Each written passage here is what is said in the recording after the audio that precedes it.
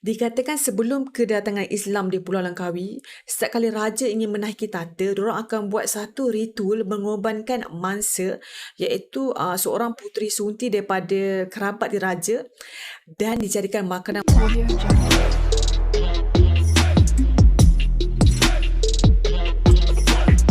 Audio Jungle. Hi guys, welcome to my YouTube channel. Kepada korang yang belum lagi subscribe, jangan lupa subscribe sekarang.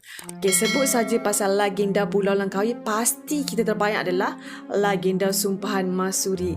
Tetapi ada lagi satu legenda yang jarang-jarang didengar oleh orang-orang Malaysia ataupun Hana sendiri adalah legenda Ular Gergasi yang berasal daripada Pulau Langkawi juga. Okey, menurut sumber yang dapat, okey, sebelum kedatangan Islam di Pulau Langkawi, penduduk-penduduk Langkawi diorang membuat upacara mengorbankan manusia dan memberi makan kepada ular gergasi, dan manusia menjadi korban itu bukanlah orang-orang biasa sebab dia adalah puteri sunti daripada golongan kerabat diraja, dan jadi diorang buat upacara korbankan mangsa ni atas sebab-sebab tertentu. Dan apa sebab tu? Jom Hana share pada korang. Let's go.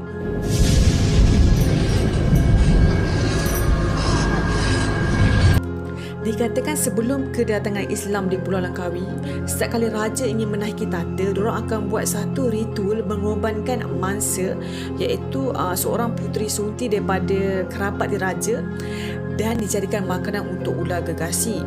Bukan setakat itu saja, setiap kali kalau Kedah tu nak kena serang ataupun ada ancaman luar, mereka akan buat ritual yang sama, iaitu mengorbankan seorang puteri sunti dan beri makan. Hana tak dapat bayangkan korang. Setiap kali negara tak aman, dia kena buat ritual tu. Dan setiap kali raja nak naik tahta, dia kena buat ritual tu juga. Sebenarnya ritual yang diorang buat mengorbankan manusia dan beri makan kepada ular tu, dia nak ular tu balas balik jasa mereka dengan menjaga keamanan perairan Kedah dan juga menjaga ancaman daripada negara-negara luar. Jadi bila ular tu ada, diorang bagi makan, jadi ular tu dianggap sebagai pelindung ataupun menjaga penduduk-penduduk di Kedah. Dan menurut sumber juga yang Hana dapat, okey, ular ni dia tak makan penduduk Melayu di Kedah, tapi dia makan orang Siam dan juga haiwan-haiwan yang lain sekiranya tak ada makanan. Dan memang dia tak usik lah penduduk-penduduk Melayu di Kedah pada masa itulah.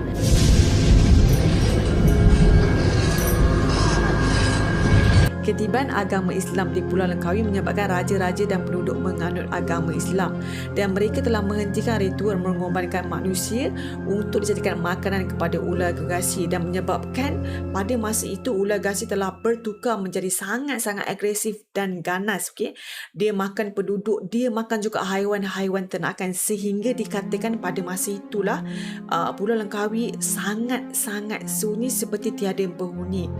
Dan menurut sumber juga ada setengah penduduk yang keluar daripada agama Islam sebab takut, dan tidak kurang juga sebenarnya ramai lagi masih lagi menganut agama Islam, sehinggalah datangnya orang kata pertolongan daripada Allah SWT, iaitu kedatangan seorang ulama daripada tanah besar Arab.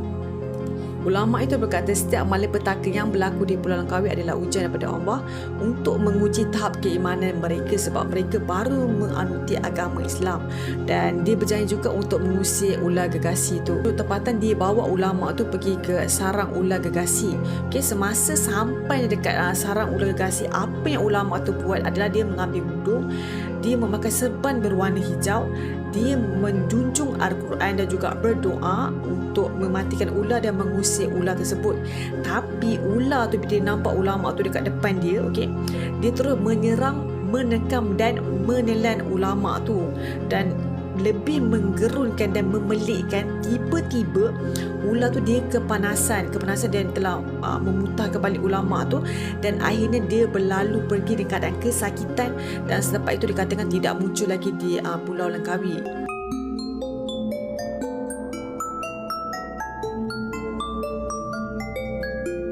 Sekitar tahun 1838, seorang pegawai British bernama Sarah Osborne, dia telah mencatat satu kisah pelik iaitu kewujudan seekor ular gergasi yang berasal daripada Pulau Langkawi. Menurut cacatan, apa yang didapat adalah mengikut daripada cerita-cerita daripada penduduk-penduduk setempat. Dan semua cacatan dia telah terbitkan dalam sebuah buku bertajuk Malay Kingship in Kedah Religion, Trade and Society ataupun Kerajaan Melayu di Kedah, Agama, Perdagangan dan Masyarakat. Bagaimanapun cacatan pegawai British itu tidak dapat disahihkan sebab mereka tak jumpa pun rangka ataupun tulang ular gergasi. Tetapi tetap dianggap sebagai legenda jugalah sebab benda tu disampaikan secara lisan ataupun catatan. Okay?